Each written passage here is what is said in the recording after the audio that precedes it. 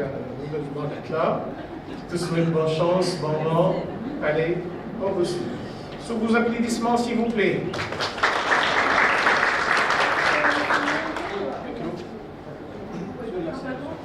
Vous donnez signe pour commencer. Hein?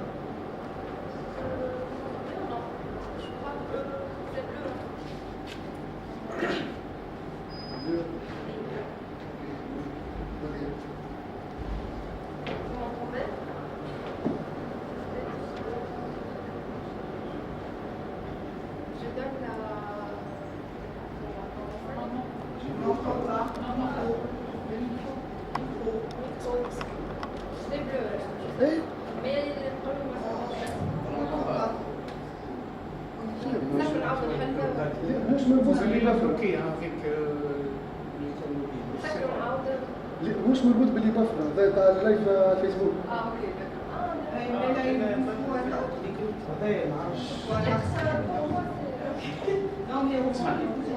Vous m'entendez pas? Non, ça ne sera pas pratique. Ça sera pas pratique. Si vous m'entendez, je donne la...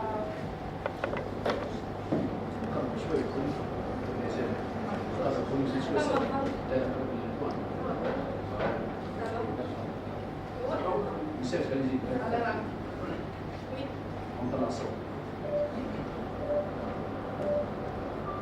Messieurs, dames, dites-moi, avez-vous déjà vu quelqu'un jeter sa bouteille en plastique après avoir bu de l'eau? Non, jamais. Ou peut-être c'était vous. Bon, disons que non, hein. Mais même si c'était pas vous, j'en suis sûre, vous avez au moins vu quelqu'un. Et ce quelqu'un, aujourd'hui, je vais l'appeler Alex. Oui, Alex, bien tranquille, il boit sa bouteille. Regardez la chute, personne n'est là. You, il la jette. Il s'en va. Fin d'histoire, absolument pas. C'est là que tout commence. Des semaines plus tard, sous l'eau, enfoui dans les sédiments, un petit ver marin transé. Pas très instagrammable, ça c'est vrai, mais essentiel pour l'écosystème marin. Hélas, cette fois-ci, au lieu d'un festin, une troisième microplastique. Pas ce qu'on voit, non, on est tout petit, issu de la dégradation de la fameuse bouteille d'Alex. Pire encore, ces fragments sont couverts d'un poison invisible mais redoutable, le benzopyrène. Appelons peut-être un joli petit nom pour une vilaine molécule issue de la combustion. Bienvenue dans l'univers de Lise, dit Psychola, la star de ma thèse et la victime d'un monde devenu une soupe de microplastique. Alors, durant ma thèse, je peux le comprendre. Que se passe-t-il quand ces petits vers marins sont exposés à différents mélanges de microplastique et de BAP? Et là, le corps des vers m'a parlé. Accumulation des polluants, dérèglement métabolique, stress oxydatif, surproduction de mucus, comme s'il pleurait un peu de l'intérieur. Et le plastique joue les complices. Il facilite l'entrée du poison dans le corps. Une vraie équipe de choc toxique. En fait, après plusieurs analyses chimiques et biologiques, c'est avéré que les microplastiques augmentent la biodisponibilité de BAP de plus de 50%. Et ensemble, ils forment un duo synergique. C'est comme une double lame. L'un transporte, l'autre attaque. Et là, vous vous dites, bon, pauvre ver, mais moi, je mange pas de fer. Oui, ça c'est vrai. Mais devinez qui mange liste. Les poissons. Et les poissons mangent d'autres poissons. Devinez qui mange les poissons? Notre cher ami, Alex. Et voilà, la boucle est bouclée. Alex mange sa propre beauté. Version 2.0 avec ce citron et surprise. Alors la prochaine fois, avant que vous jetez de plastique, pensez à Etiste. Et dites-vous, ce qu'on jette aujourd'hui, on le retrouve tôt ou tard de nos assiettes. Merci.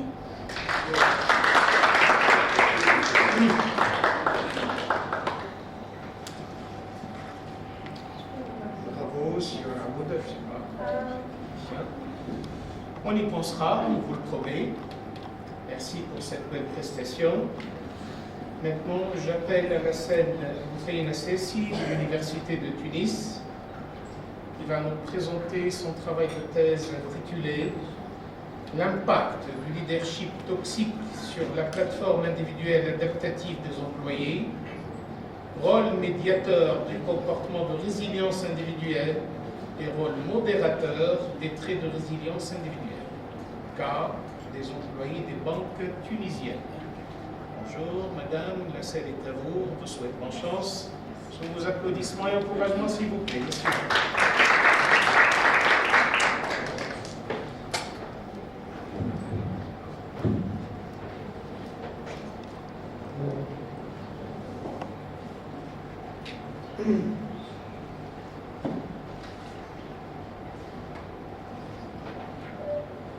Bonjour. Vous appelez ça du travail? Dommage, tu étais prometteur. Vous avez certainement croisé ces personnes qui se disent leaders et qui manipulent, menacent et méprisent les autres. Je vais vous raconter mon histoire avec ce phénomène qui, tout comme un virus, peut se propager et détruire les individus et les organisations. Mon histoire remonte à plus de 5 ans. À l'époque, j'étais victime d'une relation professionnelle toxique. Je coordonnais une équipe où tous les membres avaient le titre de docteur, sauf moi. Un jour, l'un d'eux m'a envoyé un message en mentionnant tout le monde avec le titre de docteur et pas moi, rien que pour m'intimider, me rabaisser et me pousser à quitter l'équipe. Vous savez, on retrouve souvent de travailler avec ces personnes qui sèment la négativité partout et de plusieurs façons. Cela peut toucher notre santé mentale et même physique. Et pourtant, pour moi, c'était le déclic pour reprendre ma recherche et achever ma thèse. Oui, le choc m'a secouée. J'étais inquiète, presque malade. Mais rapidement, je me suis relevée avec une dose de chocolat et un peu d'orgueil.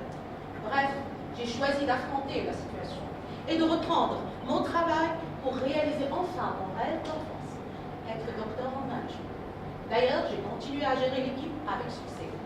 Et c'est là que j'interviens, pour étudier le phénomène de leadership toxique qui peut nous tuer en silence. C'est tellement dangereux qu'un poison. Un Européen sur 5 dénonce un management toxique. 32% des adultes américains sont victimes d'intimidation au travail. Et cela constitue le principal obstacle à la productivité. Hélas, en Tunisie, nous n'avons pas encore de chiffres ni d'études. La thèse est la première à étudier ce phénomène. Dans mon travail, je propose de permettre, pour éviter que le leadership toxique ne devienne un cancer pour l'entreprise, de permettre à l'employé de jouer un rôle déterminant via sa résilience individuelle pour améliorer sa performance face à un chef autoritaire, abusif et narcissique. Mon cas seul ne suffit pas pour mener ma recherche. C'est pourquoi dans ma thèse, j'ai enquêté 419 employés cadres de banque tunisiens. J'ai pu dans mon travail modéliser les effets, les traits et les comportements de résilience en utilisant des échelles de mesure pour tester et déduire que les individus peuvent être performants malgré un climat toxique et un environnement stressant. La résilience, c'est l'antidote. Il suffit de l'injecter aux victimes pour que les effets de ce virus méchant de toxicité diminuent. Les responsables des banques peuvent penser à des tuteurs de résilience pour soutenir les travailleurs soumis. Cher public, si vous avez connu comme moi des personnes toxiques, c'est à vous de jouer.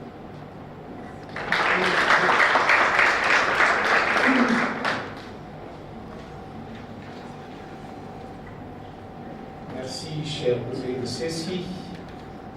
La toxicité, c'est une partie incontournable de la vie. Merci pour cette belle prestation. Donc, sans trop tarder, j'appelle Nisseb Bagheri la scène. Nisseb, elle nous vient de l'université de Sousse. Elle va nous présenter son travail de thèse intitulé « Une démarche agile basée sur le BPM et le PM pour un apprentissage adaptatif ».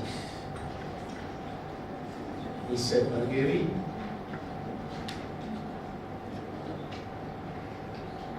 Le deuxième appel, le troisième appel sera considéré comme absent, n'est-ce pas, Madame Gilles?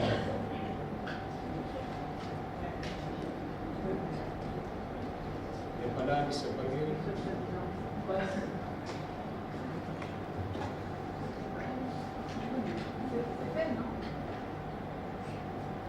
Nisseb Bagheri. Très bien, donc Nisseb Bagheri est absente, malheureusement. Donc, j'appelle Wafa Khayrallah. Elle vient de l'université de Monastir et elle va nous présenter son travail intitulé « Développement de biocomposites à base de polyéthylène à très haut poids moléculaire pour des applications orthopédiques caractérisation, tripologique et mécanique. Je suis désolé si pour les petits faux pas, pour les titres qui sont très spécialisés. On va faire à toi la scène, on te souhaite bonne chance.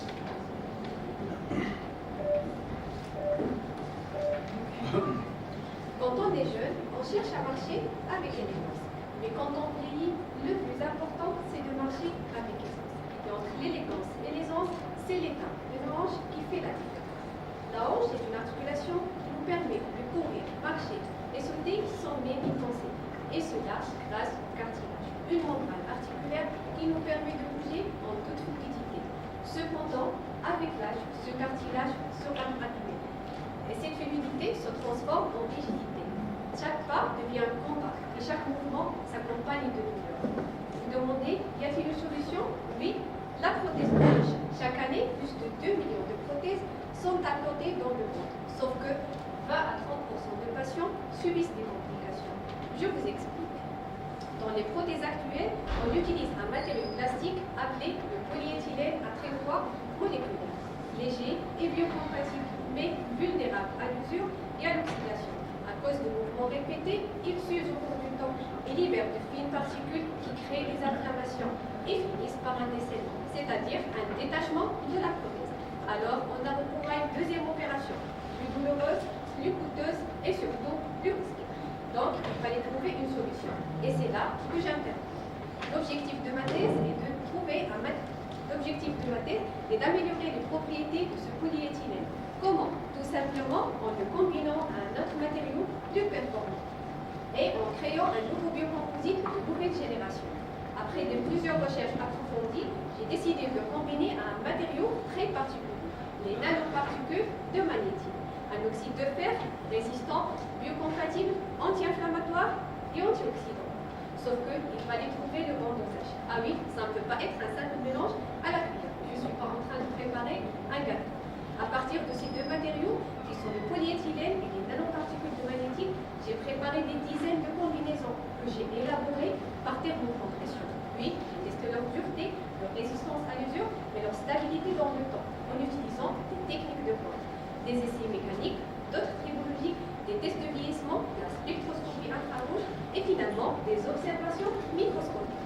Et ces nanoparticules qui sont toutes petites comme ça se sont avérées efficaces comme ça, car avec seulement 1% de magnétine, la dureté a augmenté de 60%, l'usure a diminué de 40% et l'oxydation a été totalement freinée. Franchement, les résultats étaient surprenants. Mais ce que je retiens derrière ces chiffres, c'est l'impact de nous.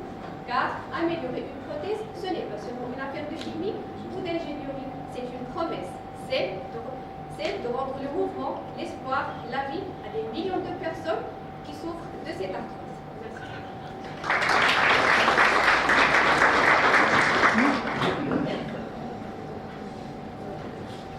Merci. Merci, Wafer Khairallah. Maintenant, c'est au tour de l'Université de Carthage, à laquelle va participer avec nous notre ami Khawla. Ah oui, je crois, je ne suis pas si sûr de la bonne prononciation du nom familial. Donc, j'appelle Khawla pour présenter son travail de thèse, qui est intitulé Modélisation de composants optiques pour des systèmes de multiplexage par répartition spatiale, SDN. Khawla H. En chance, sous vos encouragements et applaudissements, s'il vous plaît.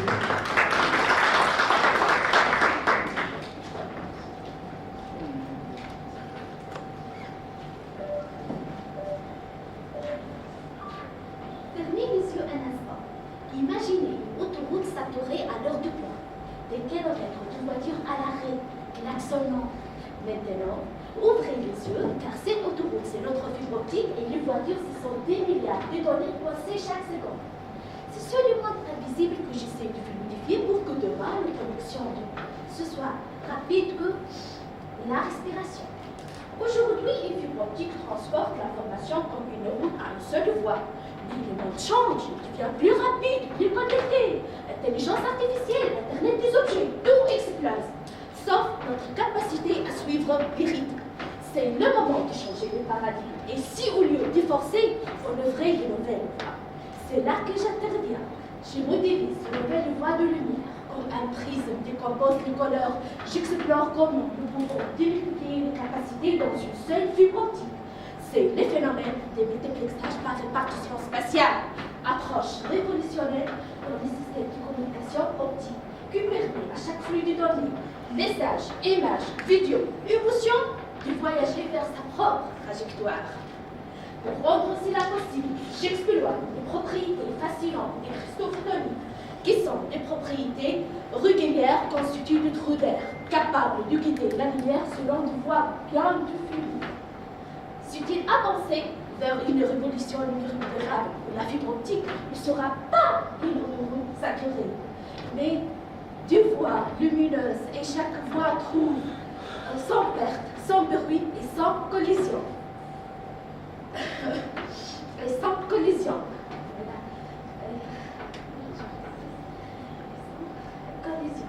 Voilà ce que je modélise aujourd'hui. C'est la fondation d'un futur où la fibre optique ne sera plus une autoroute saturée. Ce qui me passionne, c'est l'alliance de la rigueur scientifique et de l'ingéniosité inspirée par la nature. Car au fond, je ne suis pas seulement une chercheuse, je suis une tesseuse de lumière, une architecte de lumière qui modélise.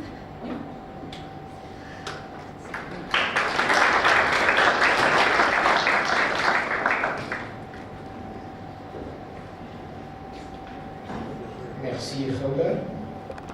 Alors maintenant, nous allons passer pour le second groupe. Chaque candidat, donc on va commencer par M.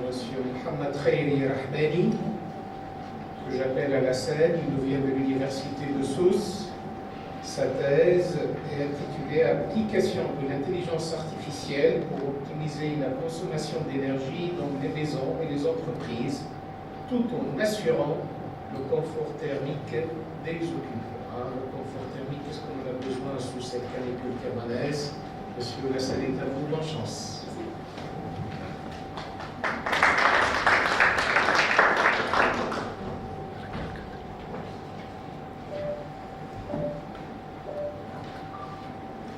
Imaginez-vous que c'est l'été. Il fait 42 degrés dehors. Dedans, c'est l'enfer. Les rideaux, c'est l'enfer. Les rideaux, vous transpirez. Le ventilateur souffle de l'air tiède. Et votre facture d'électricité vous regarde avec un petit sourire en coin. On va voir la fin du coin. Alors, vous allumez la clim. Un cœur en panique. Et là, c'est la boule de sueur de trop. Le compteur d'électricité s'affole. La clim fait de bruit. Et votre banquier aussi. Maintenant, imaginez une maison qui pense, une maison intelligente, une maison qui vous connaît mieux que votre propre belle-mère. Cette maison-là n'attend pas que vous ayez trop chaud ou trop froid pour réagir. Elle anticipe, elle ajuste, elle s'adapte. Elle vous comprend sans que vous ayez à dire un mot. Et voilà où je interviens. Dans ma thèse, je travaille à rendre nos maisons, bureaux, écoles et entreprises plus intelligentes. Mon objectif est de consommer moins d'énergie, mais sans sacrifier le confort. Alors, grâce à l'intelligence artificielle, j'ai développé un petit cerveau numérique qui apprend vos habitudes, qui observe la météo. Il sait quand vous êtes là ou pas. Et il pilote le chauffage, la climatisation et la ventilation au bon moment, au bon endroit, pour la bonne personne. C'est comme si votre maison devenait un assistant intelligent, un assistant artificiel. Votre maison, c'est comme si votre maison devient un assistant personnel, silencieux, efficace et écologue. On réduit le gaspillage, on améliore le confort et on évite les factures qui font peur. Alors, non, je n'ai pas inventé un super-héros qui gère votre maison, mais J'ai donné à nos bâtiments un peu d'intelligence et beaucoup de bon sens. Moins d'énergie gaspillée, moins d'énergie gaspillée et plus de confort réalisé. Et voilà ma thèse. Merci.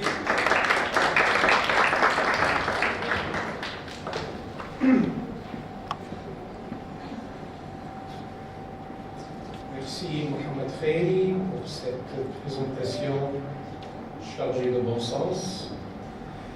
Donc, par la suite, j'appelle Hanen Ben Abdel Ali. Elle nous vient de l'université de Sfax. Sa thèse a pour titre « Évaluation de la charge lésionnelle cérébrale à partir des images de résonance magnétique, IRM, pour dépression à temps de la sclérose en plaques ». Dame, c'est l'état de bonne chance. Imaginez, vous êtes en train de voir un tel après une longue journée de travail. Je pense que c'est le meilleur moment pour ces détendre après une journée de travail. Mais soudain, votre main tremble et votre jambe flanche. Ce n'est pas le café qui fait l'effet, mais se mettre à 50 sur le sol. Aujourd'hui, je vais vous parler un peu de cette maladie. En fait, la sclérose en plaques, tout simplement, c'est une maladie neurologique chronique imprévisible. Elle touche spécialement le jeune adulte, souvent entre 20 et 50 ans. Selon l'OMS, 2,9 millions de personnes sont attachées par cette maladie. Mais le plus inquiétant, qu'elle touche le jeune adulte, ce sont les plus cibles, entre 20 et 40 ans.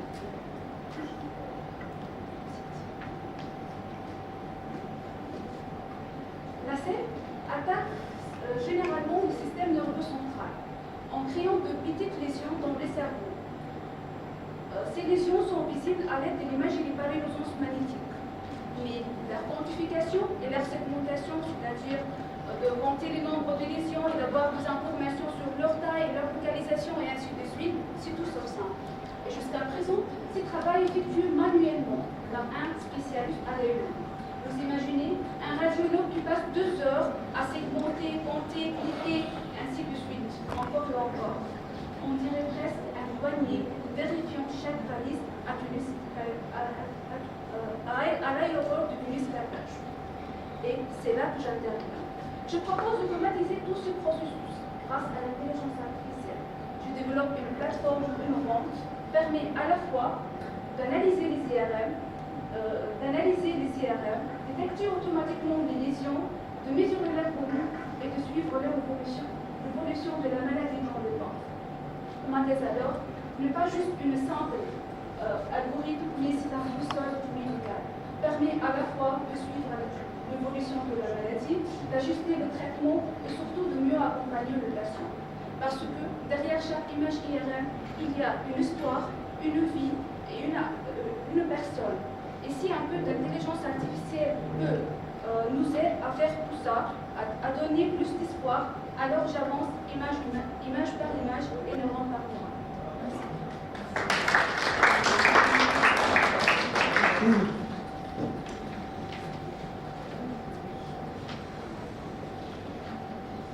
Alors, merci Hanen. On souhaite tout de même bonne santé à tout le monde. Maintenant, on appelle à la scène Amine Ismaili. Amine, j'espère que je prononce correctement ton nom.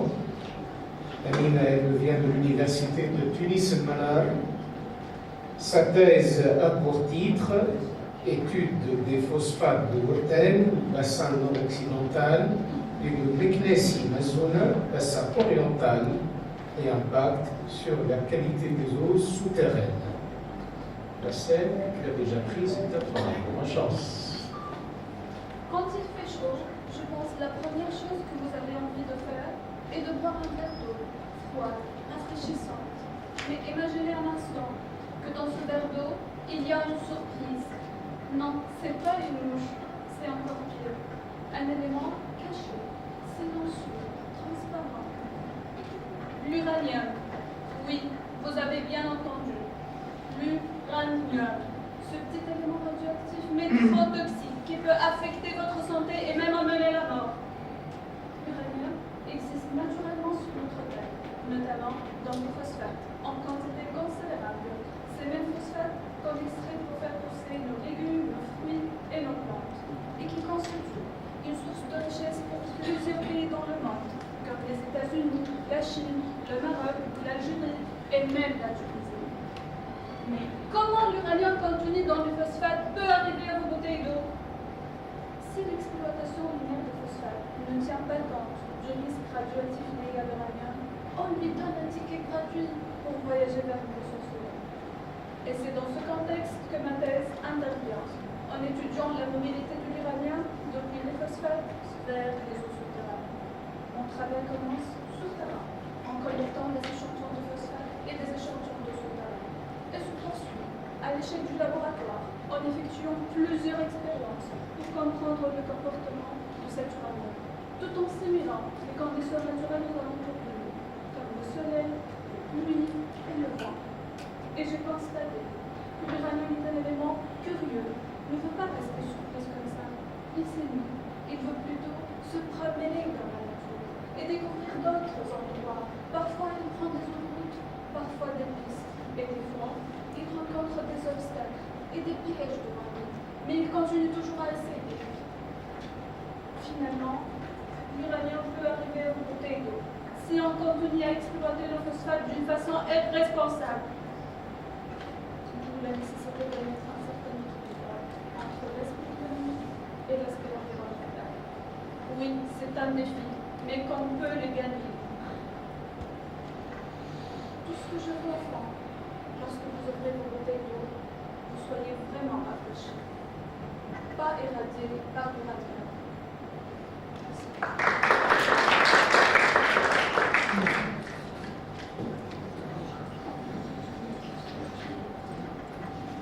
Merci Emine. Donc maintenant j'appelle à la scène Malek Rileb, qui vient de l'université de la Manouba. Sa thèse est intitulée « Gestion de l'eau potable en Tunisie ». Ok, sujet. Au regard croisé entre changement climatique, justice spatiale et abordabilité. En chance. Il paraît que la Tunisie a un peu de choses ces dernières années. Penser transpirer ne suffisait pas. Elle peine à trouver de l'eau pour s'y nourrir. Les rivières ne coulent plus. Les puits s'assèchent. Quant à la pluie, elle semble avoir changé d'adresse il y a un bon moment. Bref, je me demande si l'eau devient rare à cause du changement climatique ou c'est plutôt sa gestion et sa planification qui l'est davantage. Pour répondre à cette question, je suis remontée dans le temps, vers 1986.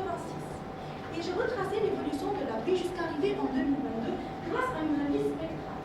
Et c'est là que j'ai découvert que la pluie a son propre planning. Elle part pour un long voyage qui dure 7 ans, en laissant derrière elle des gens qui rêvent d'un nuage. Et puis, sous un ciel grisâtre, retourne s'installer pour 7 nouvelles années. Comme si de rien n'était.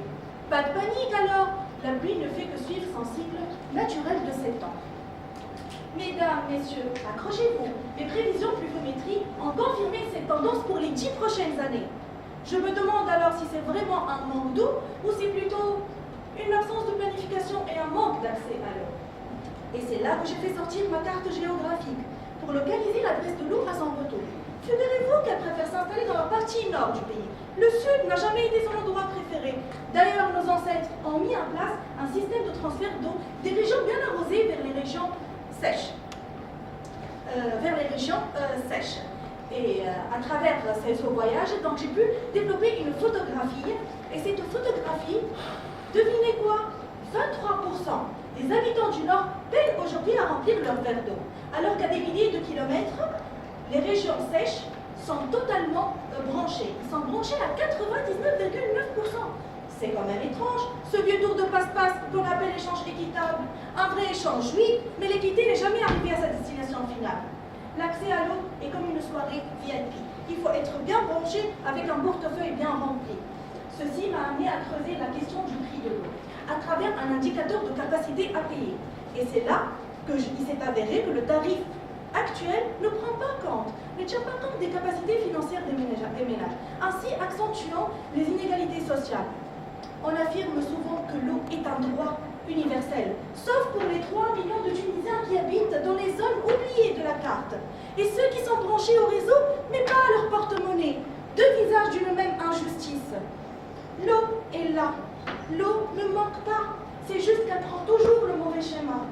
Et elle coule là où on n'a pas les moyens d'aller la chercher. L'eau est là, mais visiblement, on a égaré le manuel pour la conserver, la protéger et la distribuer équitablement. Une planification réfléchie serait la clé d'une gestion plus juste et durable.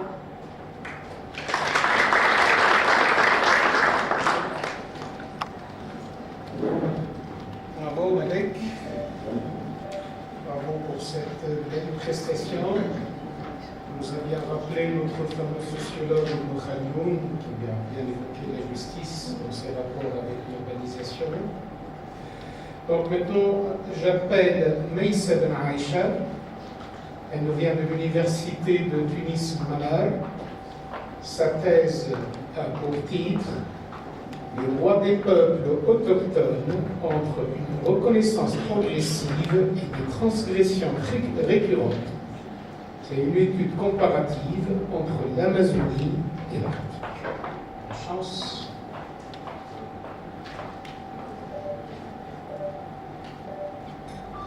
Mesdames et messieurs, je vous invite à franchir le seuil d'une odyssée singulière, où les confins de la nature s'entrelacent, on dévoile les règles d'une résistance que le temps n'a jamais su faire taire. Au cœur vibrant des forêts amazoniennes, où chaque arbre murmure une prière ancestrale, et au milieu de l'étendue glacée de l'Arctique, où les aurores boréales dansent au-dessus des neiges éternelles, les peuples autochtones vivent depuis la nuit des temps. Ils perpétuent une relation sacrée et vitale avec la terre-mère. Pendant des siècles, ils ont subi génocide, colonisation, dépossession territoriale, déplacement, assimilation et esclavage. Bravant toutes les horreurs, ils ont résisté et survécu. Mais aujourd'hui, ils se heurtent à des nouveaux défis: déforestation, militarisation, extractivisme et des règlements climatiques. Mes recherches doctorales visent à démontrer le combat permanent de ces peuples, tout en scrutant rigoureusement leur situation juridique sur tous les échelons. À travers une approche comparative, analytique et critique, je mets en lumière leurs aspirations ainsi que leurs stratégies novatrices de résistance et de mobilisation pour faire entendre leur voix et défendre leurs droits. Heureusement, la résistance autochtone a fini par porter ses fruits. Des avancées notables ont été accomplies, des droits reconnus, des terres restituées, des langues revitalisées et une visibilité arrachée à l'oubli. Cependant, ces victoires demeurent toujours insuffisantes. Les souffrances de ces peuples perdurent. Aujourd'hui, ils ne subissent pas seulement les violences systémiques, mais aussi les effets dévastateurs des changements climatiques. La situation est alarmante. L'ONU nous alerte. L'équivalent de 3 terrains de football disparaît chaque minute en Amazonie, tandis qu'en Arctique, la banquise fond 3 fois plus vite qu'il y a 30 ans. Paradoxalement, ces peuples protègent 80% de la biodiversité mondiale. Pourtant, ils sont les premiers sacrifiés sur l'autel de la crise climatique et de la modernité. Sous les cendres de l'Amazonie qui brûlent, sous la glace de l'Arctique qui s'effondre, ce sont leurs traditions, leur culture, leur mode de vie et leur cosmologie qui s'éteignent, et avec eux vacille notre avenir et notre humanité. Gardez bien à l'esprit, mesdames et messieurs, que la protection de ces peuples et la valorisation de leur savoir constituent une nécessité impérieuse pour la survie de notre terre. Merci.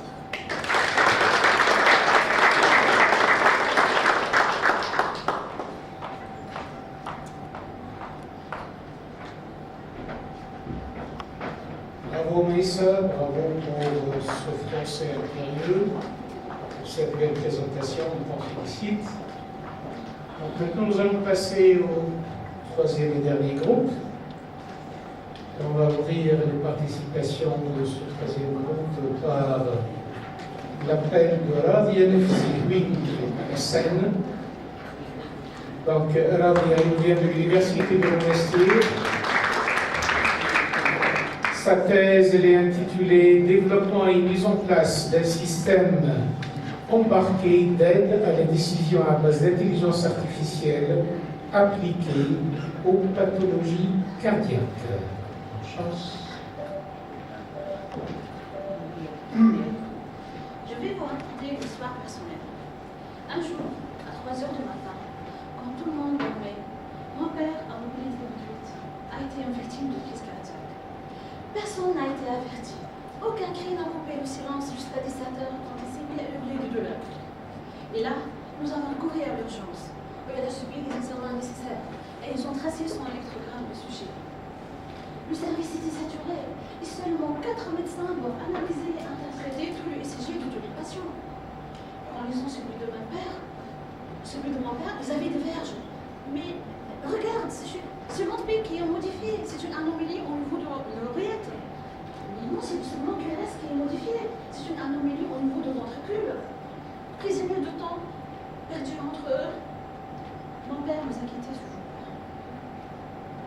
Mais s'il y avait un système qui permet de tracer le signal ECG et de nous donner directement un rapport détaillé sur les anomalies qui existent, si j'étais averti dès le premier signe de la crise cardiaque, peut-être à cet instant, mon père est toujours avec moi. Mais non, mesdames et messieurs, je vais créer ce système et développer l'assistant médical à base de l'intelligence artificielle qui permettra aux médecins de prendre la bonne décision dans le bref délai et diminuer surtout de 30% des décès en Tunisie à cause des crises cardiaques. Et pour y parvenir, j'ai commencé par étudier la physiologie du cœur, le chef d'orchestre, qui joue la mélodie de la vie, qui commence à partir de l'oreillette, et il passe par le muscle nasal, se propage au ventricule à travers le réseau de Purkinje, et qui fait danser tout le corps sur son rythme. B1, B2, B1, B2, B1.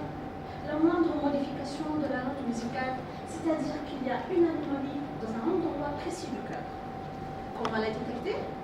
C'est pour ça que j'ai exploité les algorithmes temporels, fréquentiels, temporofréquentiels.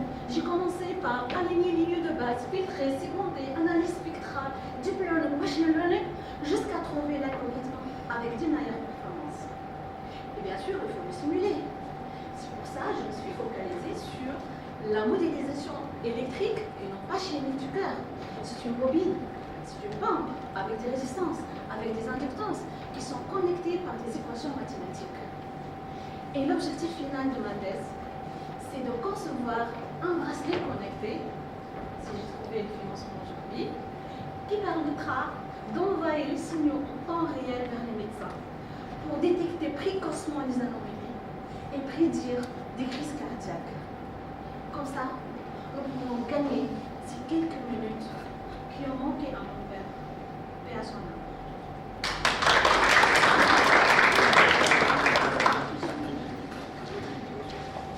Merci Rabia. Paix à l'âme de ton cher défunt papa.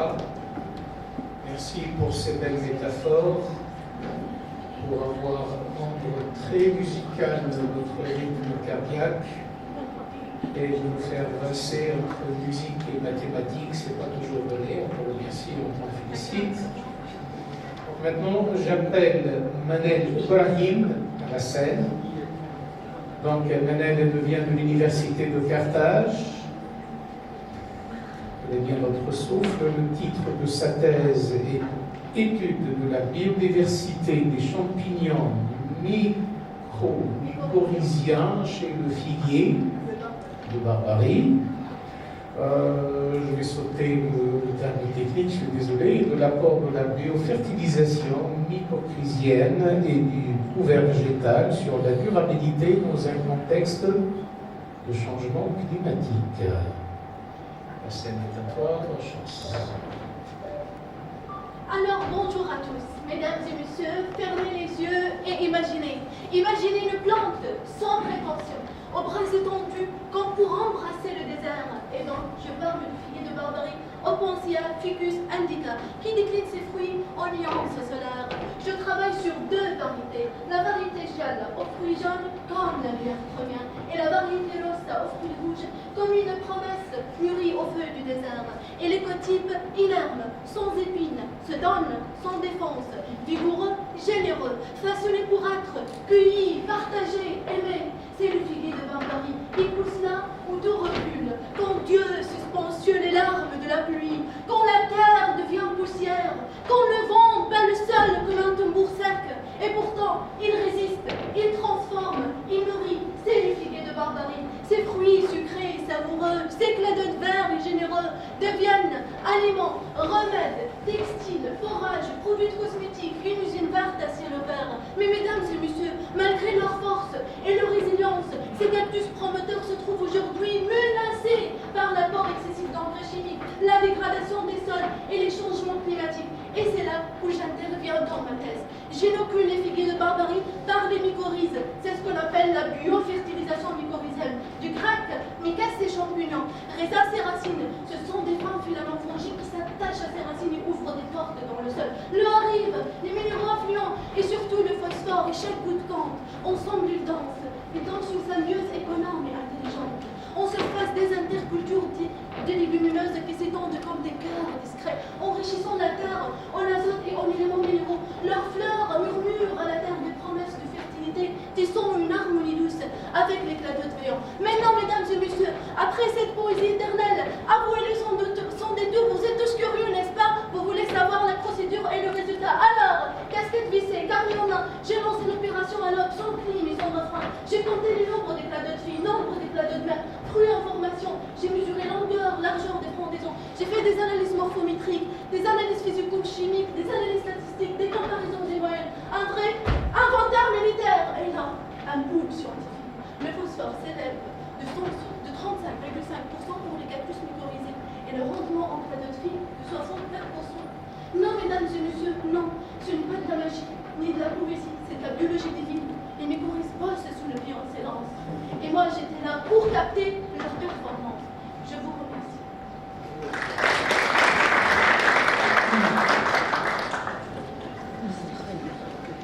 Notre tour de remercier Manel pour cette belle présentation. Ça me rappelle un beau titre, Bienvenue au pays du cactus. Cactus que nous voyons aujourd'hui disparaître et être remplacé par ces moches, malheureusement, clôtures de grillagés métalliques.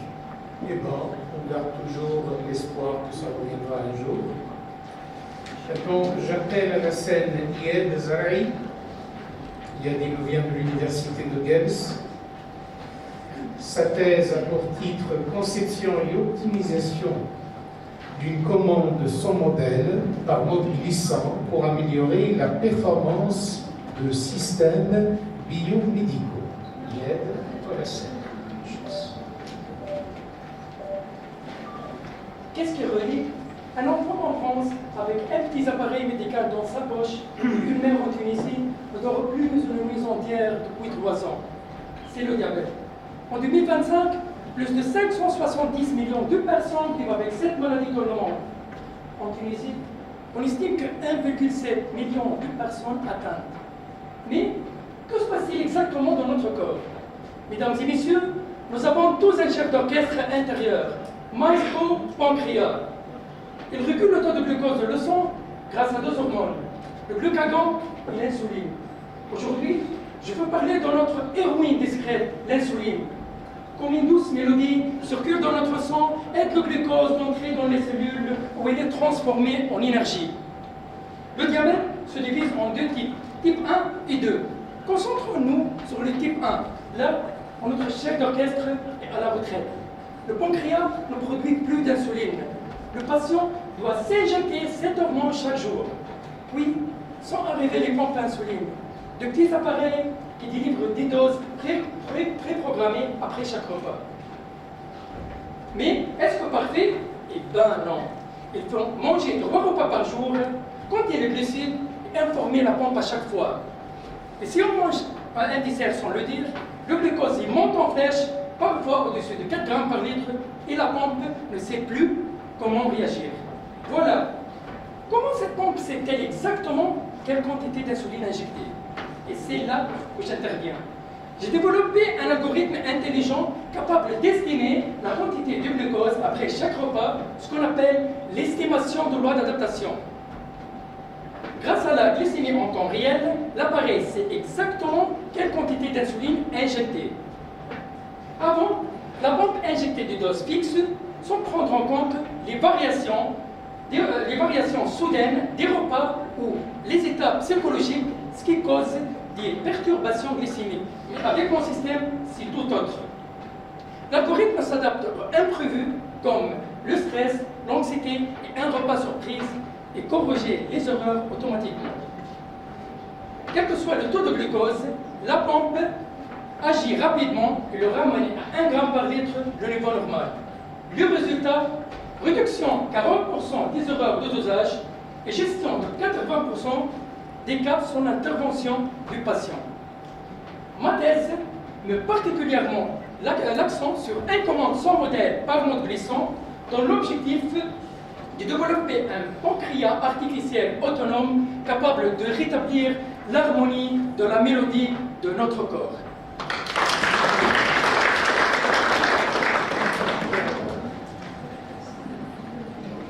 Bravo Yed.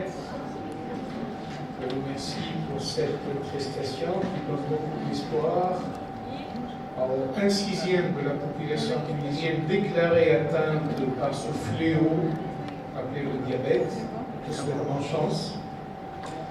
Maintenant, on va terminer en beauté avec Aya Cherni. Cette dernière intervention, Aya nous vient de l'université de Carthage. Voilà, le titre de sa thèse, c'est Intégration de l'intelligence artificielle pour la modélisation des maladies, l'optimisation de la fertilisation, l'évaluation du bilan hydrique et l'estimation du rendement des cultures de blé dans le contexte du changement climatique en Tunisie. Développement d'une plateforme de détection d'anomalies par identification d'images satellites. Aya, la scène est à toi, bonne chance. Je suis Adria, une humble plante de blé. Oui, une plante qui parle. Je culture avec le changement climatique. Mais laissez-moi vous poser une question. Avez-vous déjà écouté le murmure d'un chant? Moi, je murmure, je crie, parfois je pleure. Pourquoi? Parce que la nature m'étouffe, le soleil me brûle et les gouttes d'eau deviennent aussi rares que ce poil brûlante. Mais, malgré mes feuilles jaunies, je reste une rêveuse. Je regarde le ciel et je me dis, ah, si seulement ce nuage peut être plus prévisible. Et tout ça parce que la Terre s'est réchauffée de 1,1 Celsius chaque année. C'est le cas que tu chiffres, mais pour nous, c'est un bouleversement. C'est le témoignage d'une plante. Mais, malgré ce chaos climatique, une lueur d'espoir est apparue. Cette lueur, c'est l'agriculture 5.0. Dans mes recherches, je me concentre sur une idée révolutionnaire. J'ai commencé par le terrain, dans notre station météorologique. J'ai collecté des données précieuses sur les conditions climatiques locales et leur impact sur les cultures. Cela incarne bien mon approche de guide, combinant le machine learning et le deep learning pour analyser les données satellitaires en temps réel. Résultat, une précision plus de 90% de détecter les anomalies, les identifier et prédire l'état de parcelles. Savez-vous qu'en Tunisie, plus de 40% des terres agricoles sont exposées au stress hydrique chaque année? Ces chiffres montrent l'urgence d'agir et d'adopter des solutions innovantes pour assurer la sécurité alimentaire. Imaginez qu'un satellite surveille des feuilles dans l'espace et le voit qu'elles sont soif ou qu'elles sont attaquées par des anomalies, qu'il y a un stress hydrique ou un stress thermique, et il envoie sur l'agriculture de manière, grâce à ces données, une autre plateforme tu auras la chance d'agir rapidement et efficacement. Tes plantes peuvent enfin pousser en paix. Le satellite devient des anges gardiens, l'intelligence artificielle, le médecin personnel. Et comme si, dans ce vaste champ, chaque goutte d'eau, chaque rayon du soleil et chaque graine fertilisante était orchestrée pour permettre à tes plantes de grandir et à ces feuilles de danser au vent de joie. Vous voyez? Avec l'agriculture 5.0, notre amie, la plante de blé, qui nous a offert à son témoignage, ne plus qu'une plante. Elle est devenue un partenaire pour lutter contre le changement climatique.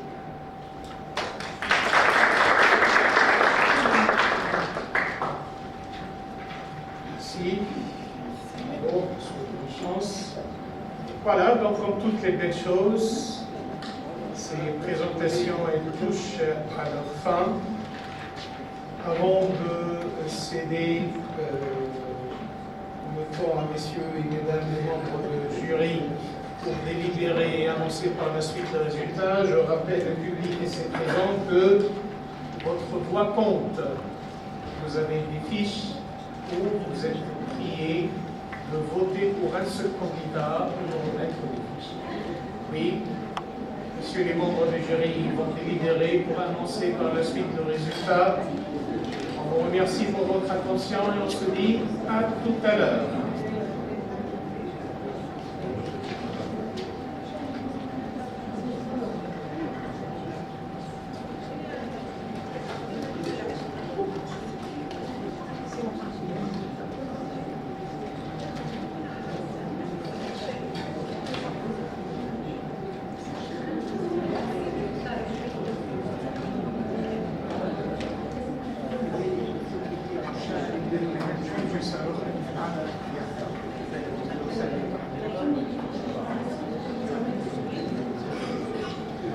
D'accord, alors on vous prie, s'il vous plaît, j'appelle tous les présents ici de nous remettre tout de suite vos fiches d'évaluation que, messieurs et mesdames, les membres du jury, on va en prendre en compte, puis on va laisser la salle à mesdames et messieurs les membres du jury pour délibérer. Vous êtes appelés à passer à la réception pour vous reposer, pour prendre un peu d'air avant de revenir à la salle, à l'appel des membres du jury pour annoncer le résultat. Alors, vos fiches, s'il vous plaît.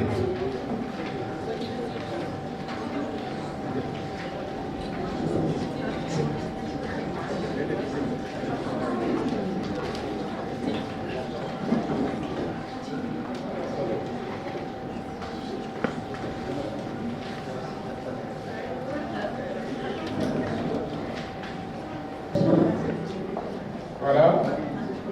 Donc, mesdames et messieurs les membres du jury, ils ont déjà délibéré. Les jeux sont déjà faits. Tout le monde sera récompensé, ne vous inquiétez pas. Et on va commencer tout d'abord par donner la parole à mesdames et messieurs les membres du jury pour nous dire un peu leurs impressions de cette journée, de ce qu'ils ont vu. Je commence par appeler Monsieur le Président, Monsieur Hedi Kouibi, président de l'Université de Kérouan, pour nous dire son petit mot de la fin. Monsieur Hedi, je vous en prie.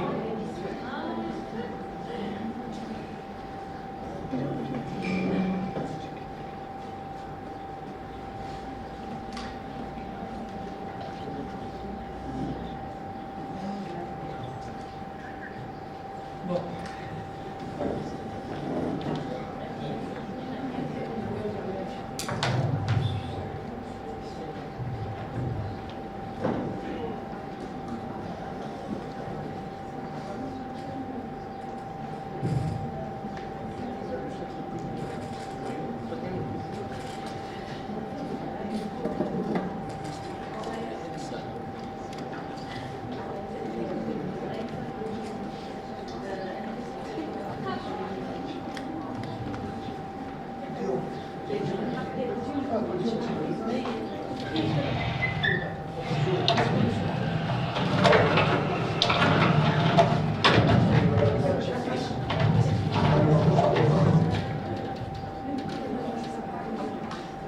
Bon, un coup de cœur, hein. Donc, voilà. Après délibération, je suis attentif et rigoureuse. Tout d'abord, on tient à vous féliciter, donc, chers doctorantes et doctorants, pour la qualité exceptionnelle des présentations. Chaque candidat a su faire donc, preuve de clarté, de passion et de rigueur scientifique en présentant son sujet de recherche de manière accessible et captivante en seulement 3 minutes. Donc, après quelques minutes, on va annoncer, si vous voulez, les... Mais vous êtes tous gagnants. En fait, c'est la règle du jeu. Il faut sélectionner 3 personnes Mais à mon avis personnel, on est tous gagnants. Donc merci pour toutes et tous les participants dans cet événement. Et bonne chance à tous. Merci.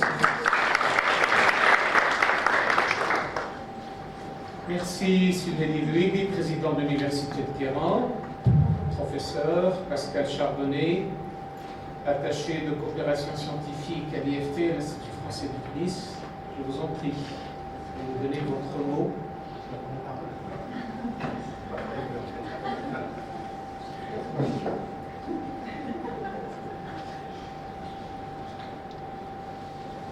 Bonjour à tous et toutes. C'était pas prévu en fait. Actuellement, c'est moi qui fais le discours pour notre chère ambassadrice.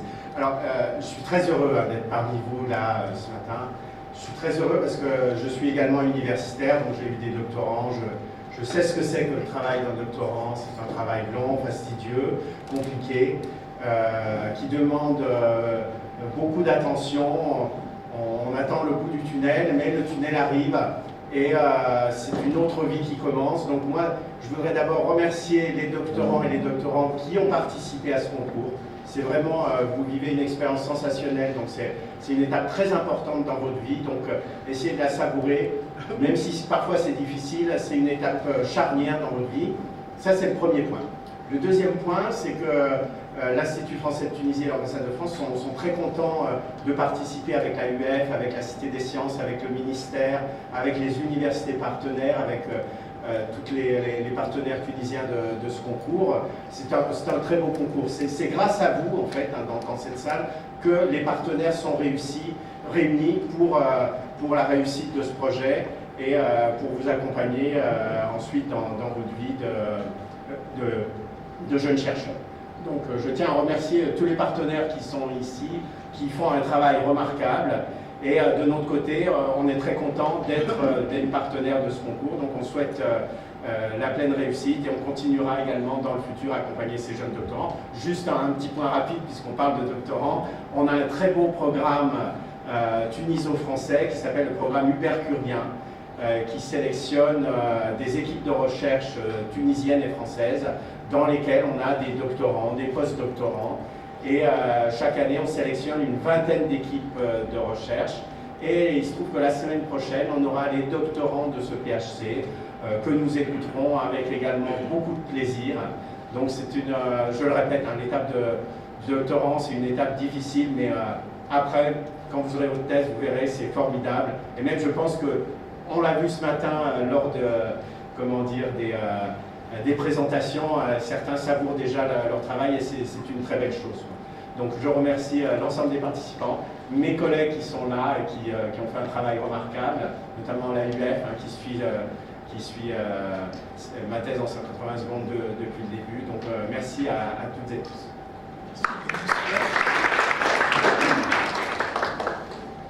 Merci Monsieur Chardonnay. Bon, il était parmi nous l'année dernière.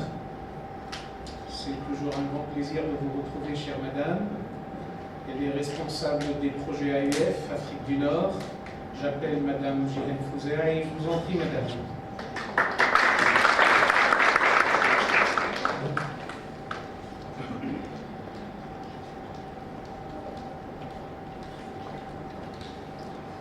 Bonjour, j'espère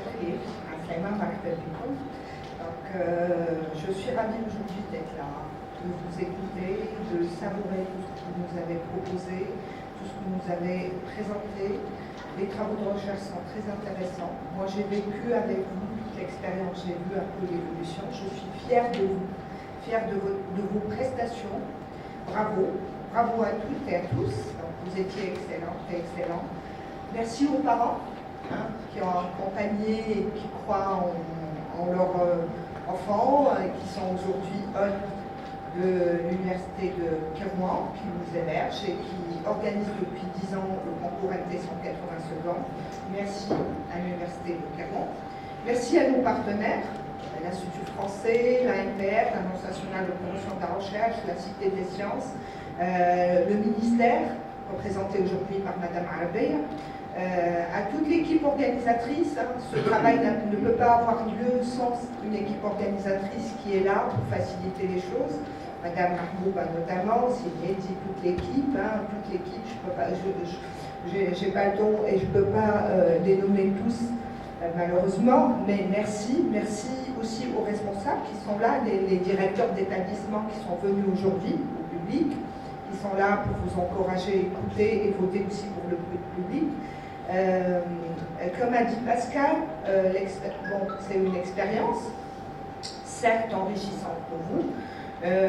Cette expérience est formatrice et transformatrice, et là moi je l'ai vécu, je vois la transformation et je m'en suis ravie. Le voyage ne s'arrêtera pas là, donc ce n'est que le début pour vous. Vous allez probablement avoir besoin de toutes les compétences que vous avez apprises, que vous avez appliquées tout au long de ce concours, tout au long de votre carrière professionnelle, soit lors de recrutement, soit lors des soutenances, soit lors de valorisation de votre travail de recherche. Il faut continuer, il faut persévérer. C'est un concours, malheureusement, on ne peut pas prendre tout le monde, mais il y aura des lauréats, donc 3 lauréats, dont un qui représentera la Tunisie pour l'étape intermédiaire avec l'AMF, et j'espère que la Tunisie sera représentée à l'international, au concours international, qui aura lieu en octobre à Bucarest, en Roumanie. Pour les autres, il faut continuer, il faut persévérer, il faut avancer. Vous avez acquis beaucoup de choses et vous continuerez à apprendre tout au long de votre vie. Vous êtes des chercheurs, donc c'est une compétence, apprendre à apprendre. Donc, on est ravis d'être là aujourd'hui pour clôturer cette 10e édition de MT 180 secondes en présence des membres de jury que je remercie également qui sont là. Je vous passe aussi les salutations de mon directeur régional, M. Giovanni Agresti, qui nous suit depuis Rabat, qui sont connectés sur la page MT 180 secondes Tunisie, et tous mes collègues. Et je remercie aussi tout le monde, monsieur l'animateur, toute l'équipe, et à très bientôt pour les prix. Mais comme a dit Sylvie, c'est important, vous êtes toutes et tous gagnants.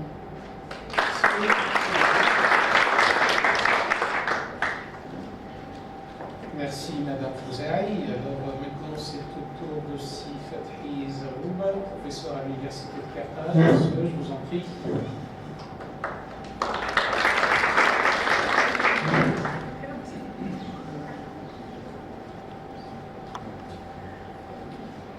Bonjour tout le monde.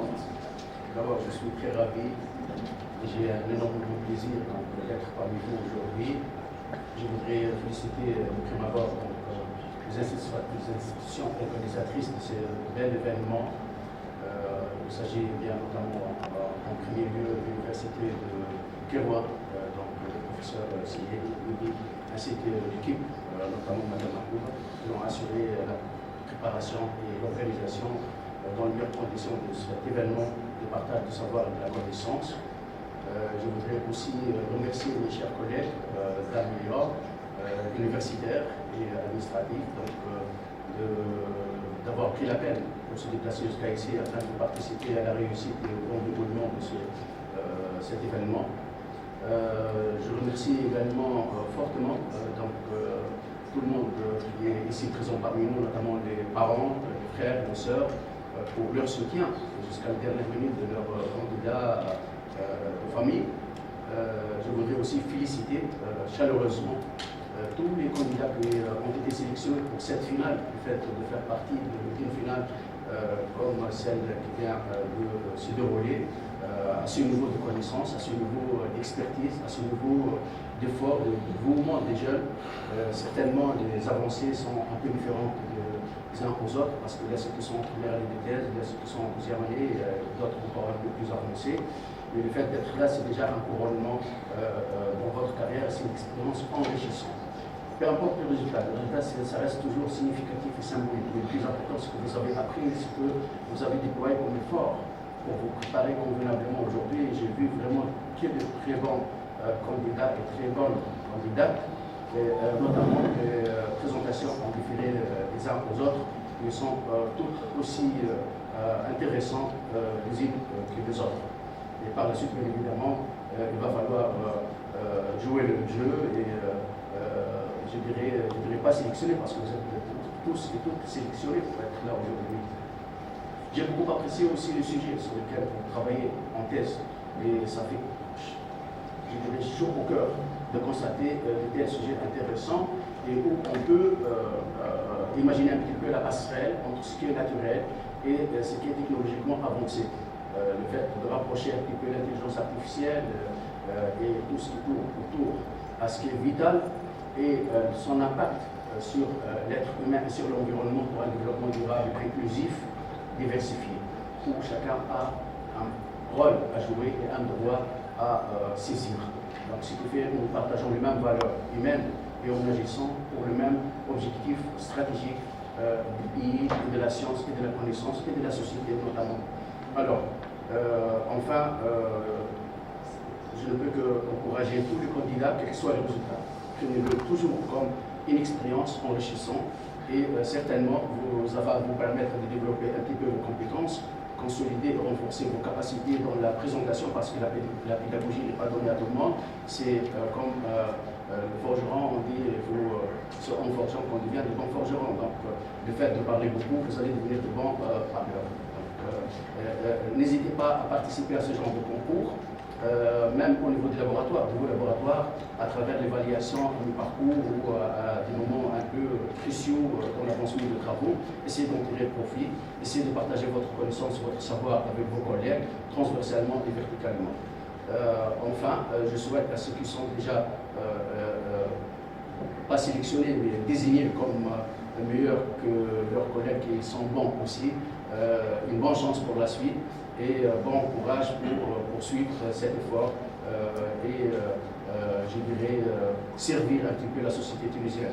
Il y a un volet sur lequel tout le monde a besoin de travailler un petit peu parce qu'il n'y avait pas eu beaucoup d'excellence certainement, c'est la vulgarisation, la diffusion et la dissémination de la connaissance de la science. Vous étiez resté un petit peu collé à votre rôle d'académique. Non, là vous avez la société en face de vous.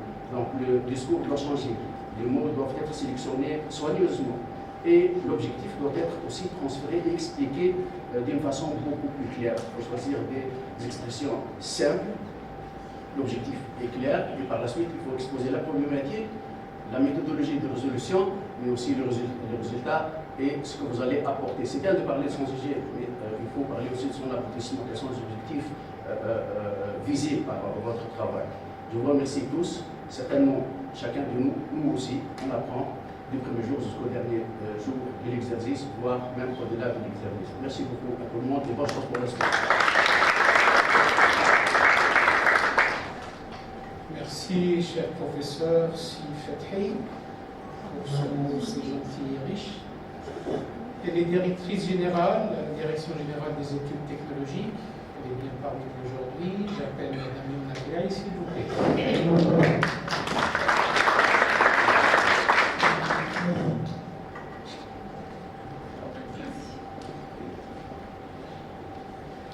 Merci beaucoup. Ce n'était pas prévu que je prenne la parole, mais je remercie tout le monde justement de votre présence. Je remercie d'abord Cyril Eddy, le président de l'Université de Clermont, d'avoir pensé à moi pour faire partie de ce jury.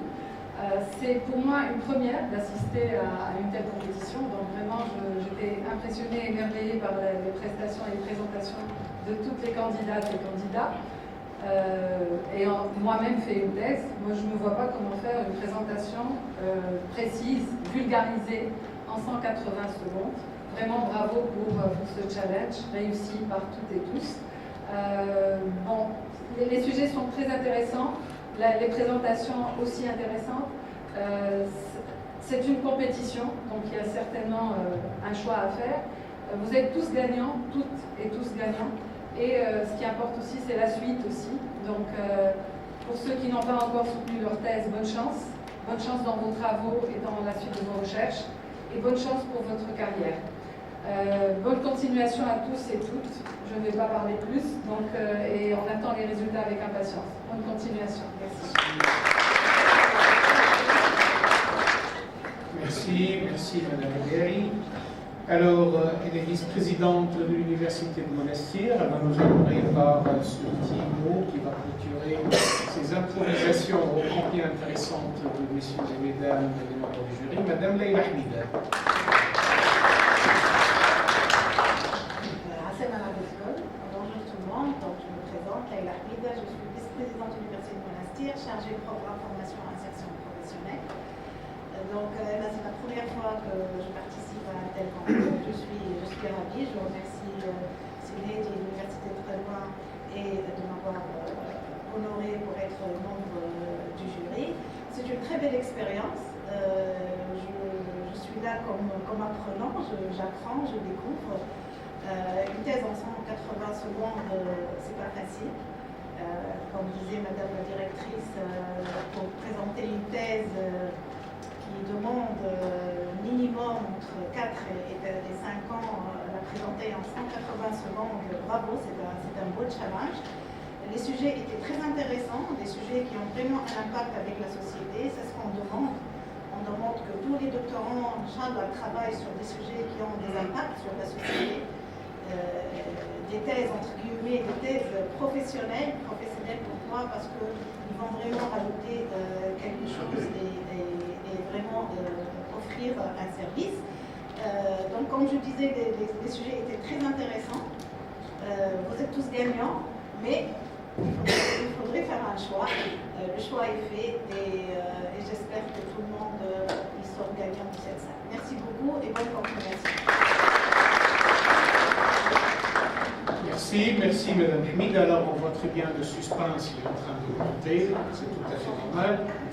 Mais avant tout, vous allez encore patienter, je suis désolé pour vous, parce que chaque membre du jury, là, il a annoncé que tout le monde est gagnant, et bien justement, tout le monde est gagnant.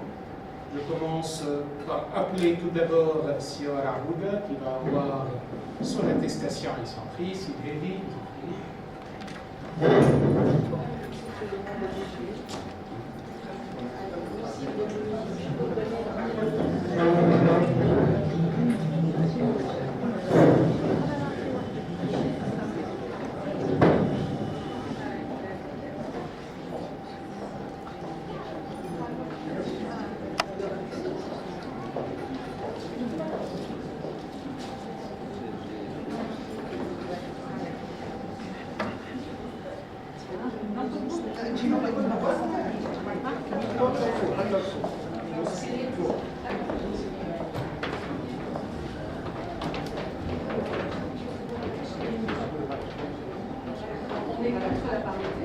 Oui, on est là.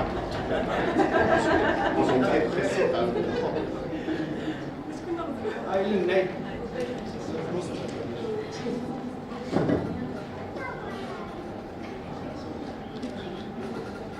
Voilà, merci Sior.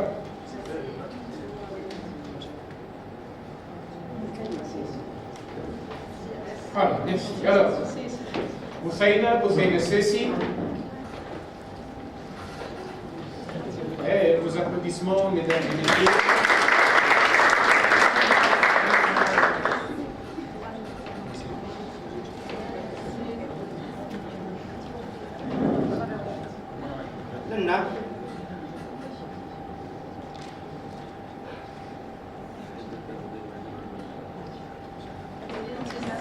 Merci Boussaïna, félicitations. J'appelle Wafa Khairallah.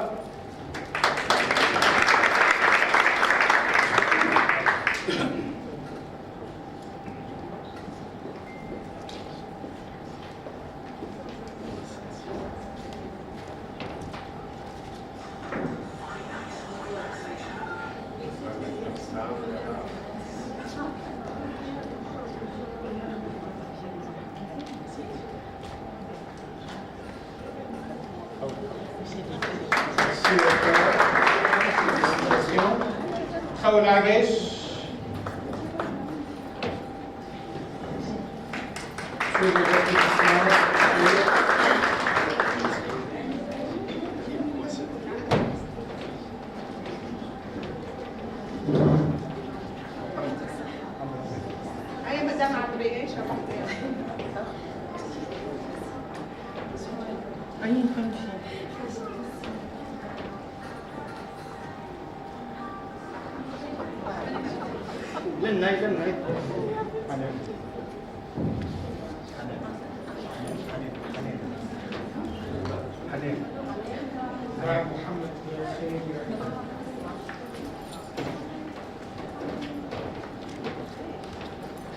Voilà, merci Khaoula, je vous souhaite bonne chance.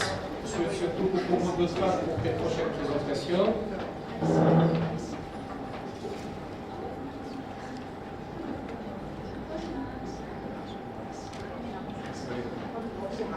Bravo et félicitations. C'est Mohamed Khair Rahman.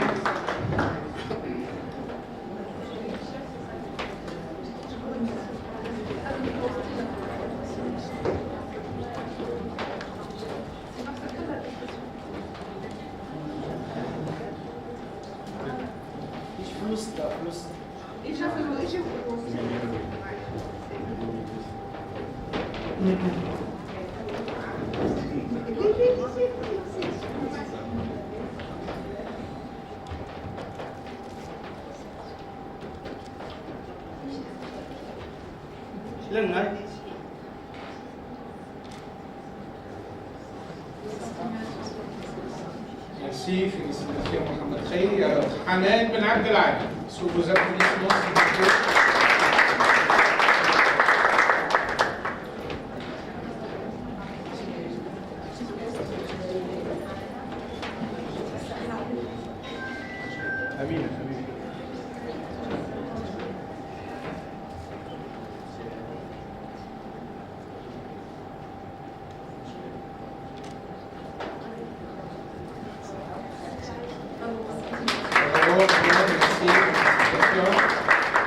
Amina Ismaili. Elle mérite vos applaudissements, non?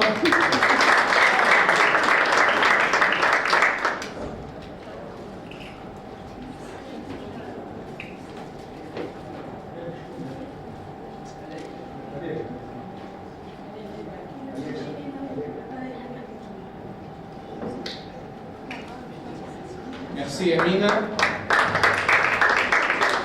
Toujours sous vos encouragements, on appelle Malek Lillet.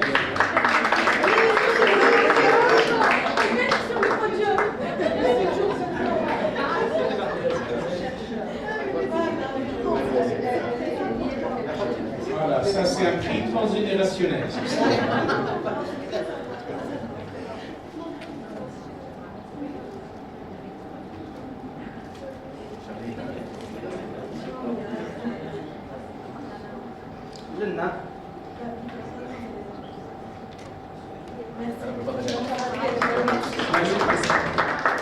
Et là, je vous prie d'applaudir très chaleureusement Meissa Ben Aïcha.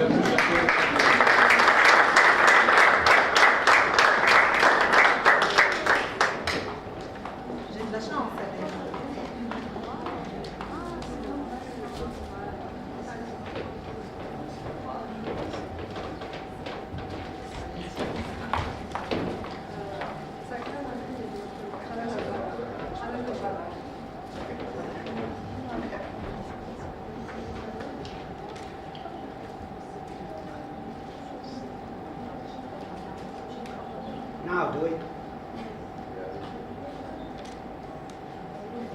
Merci, félicitations.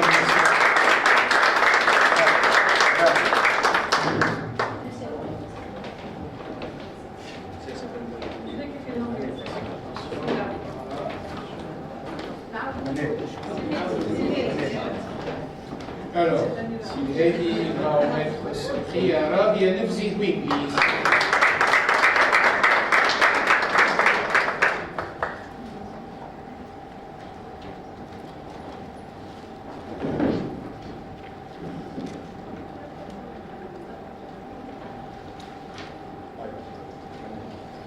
Merci à Roya. C'est au tour de Pascal maintenant de remettre le prix à Manel Brahim. Manel Brahim, je vous applaudissements.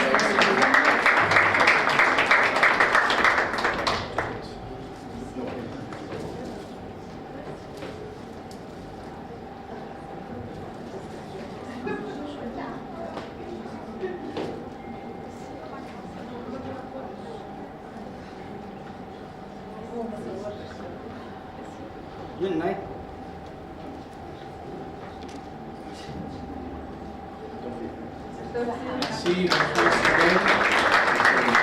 Pierre Zarri. Sous vos applaudissements, s'il vous plaît.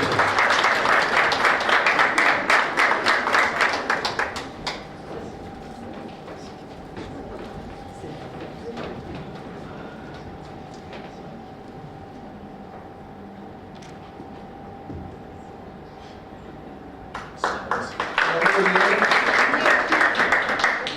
chance pour ton parcours pédagogique. Et on termine avec Eya Cherni.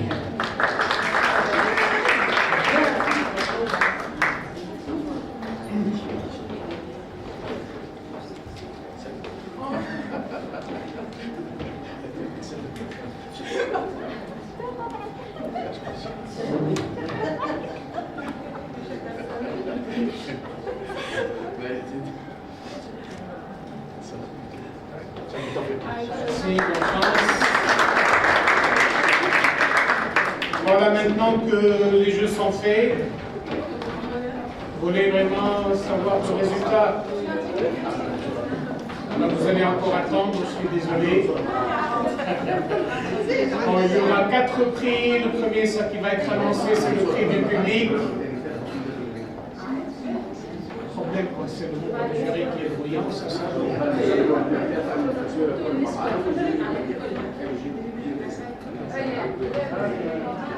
Alors, on va annoncer le résultat final. Ah oui, ça arrive. Alors, on appelle tous les candidats au podium pour prendre une photo de groupe.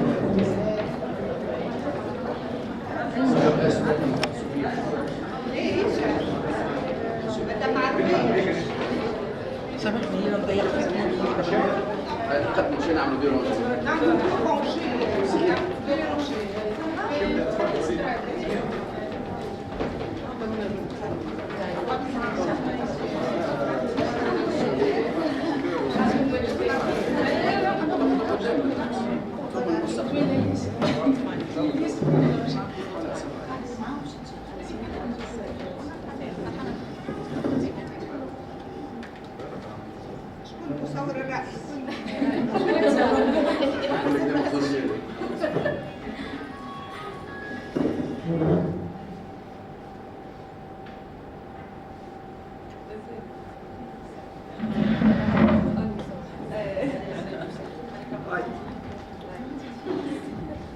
ثم كانديدات لبرا ثم كانديدات نزلنا 30 وحده اي جيش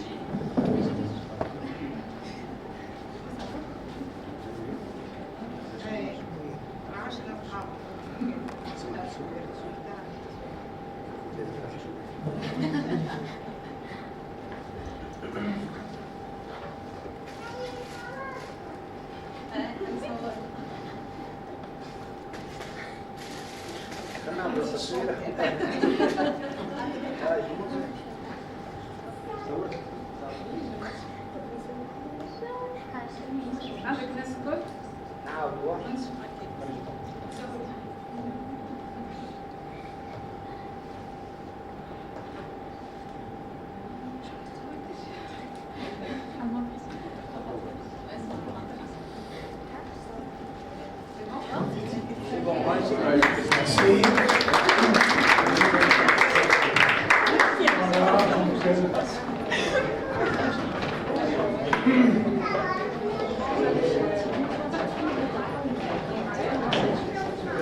Avant de regagner vos places, messieurs et mesdames, les membres du jury, on va annoncer le résultat, vous allez remettre les prix. Donc je crois que l'adrénaline a suffisamment monté jusque-là. On ne va pas encore trop tarder, sauf que c'est pas moi qui vais annoncer les résultats. Donc comme je viens de dire, il y aura 4 prix. Un prix du public, ce sera le 4e prix, un 3e prix, le second prix et le premier prix. Et j'appelle, s'il vous plaît, sous vos applaudissements, Monsieur le Président, s'il est libre pour qu'il annonce ce résultat.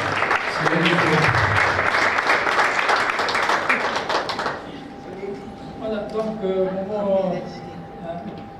c'est pas difficile. Bon, vous êtes tous gagnants, comme je dis.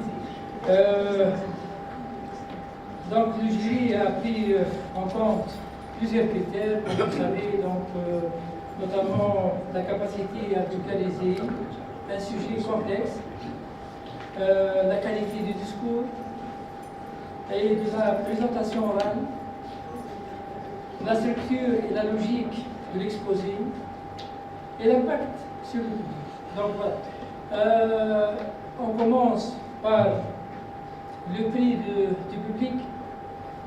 Voilà, donc c'est attribué à notre doctorant, M. Mohamed Khiari Ahmed.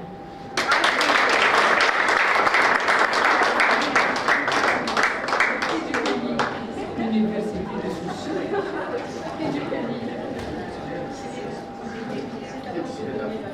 Bon, voilà. Mission difficile.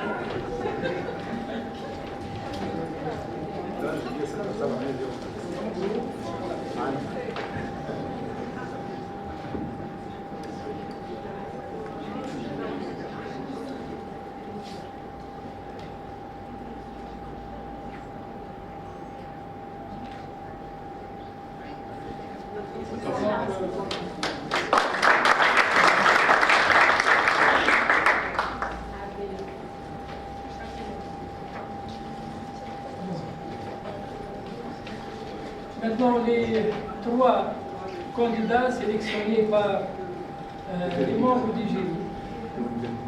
Donc, je commence par le 3e. La 3e, c'est demoiselle Madame Malek Riley.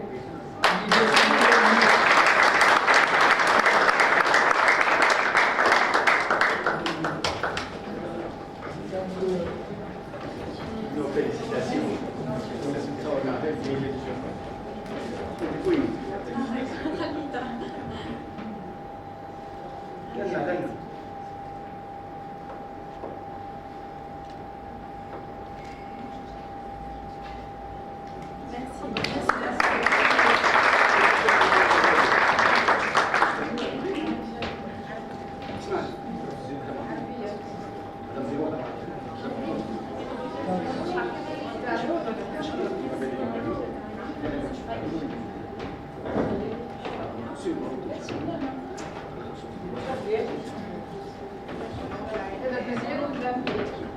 Deuxième prix pour la deuxième candidate, c'est Maniel Brahim.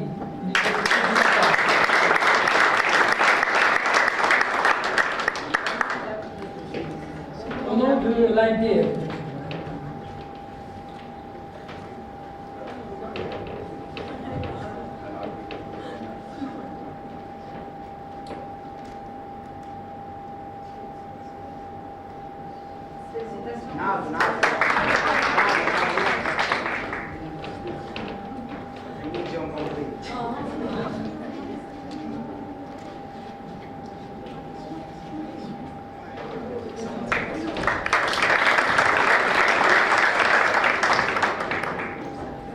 Enfin, donc, la première, le premier prix, c'est pour Mademoiselle Meissa Ben Aïcha.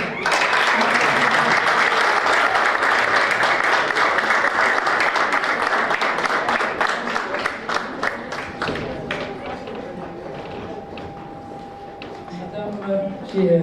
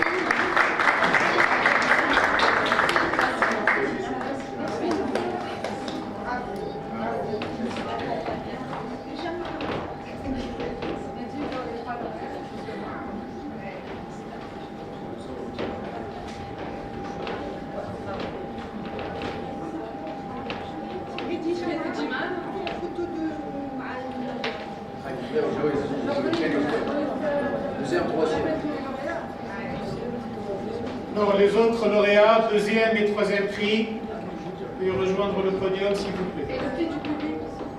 Oui, le quatrième prix aussi, le prix du public. Merci madame.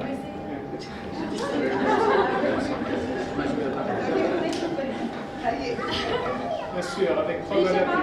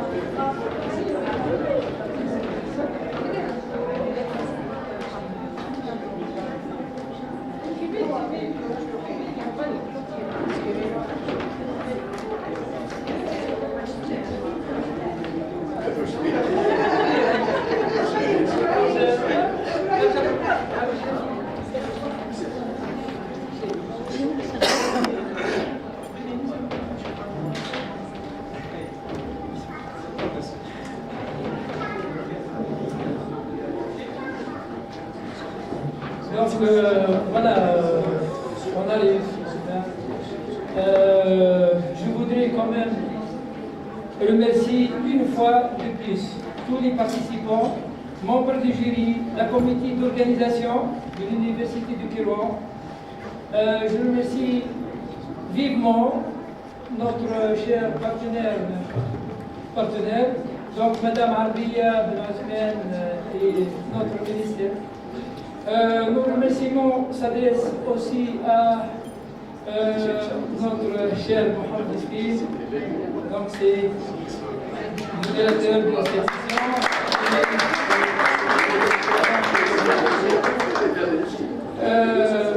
Je remercie aussi tous les invités, les spectateurs et les médias aussi qui sont ici entre nous. Enfin, félicitations donc aux gagnants et bonne continuation et merci à tout le monde.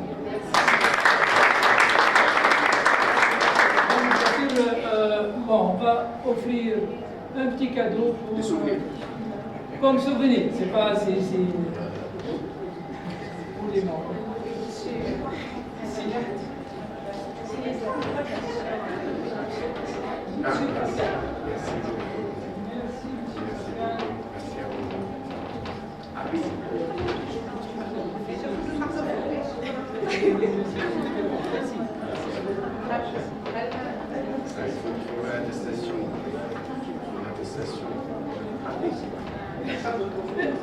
يعيشك مدام، بارك الله فيك ويحييك.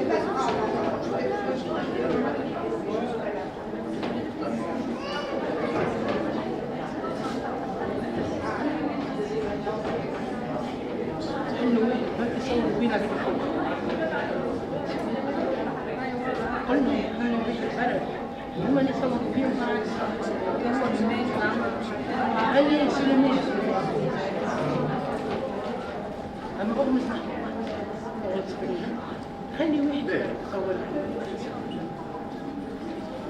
حط فكرة خلي واحد بركز أيوة ما عندك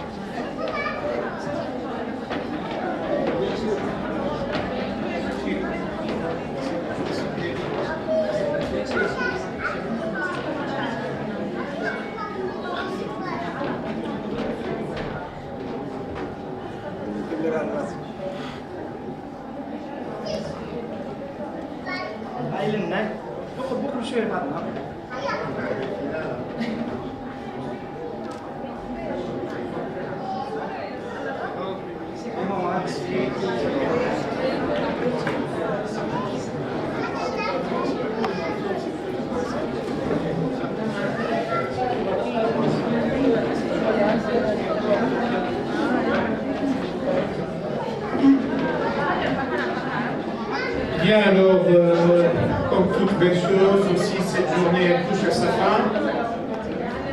Oui, comme vous tous, moi aussi j'ai été récompensé aujourd'hui. Merci.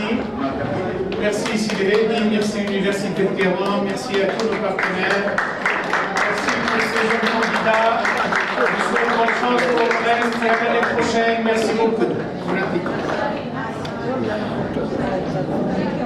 appétit.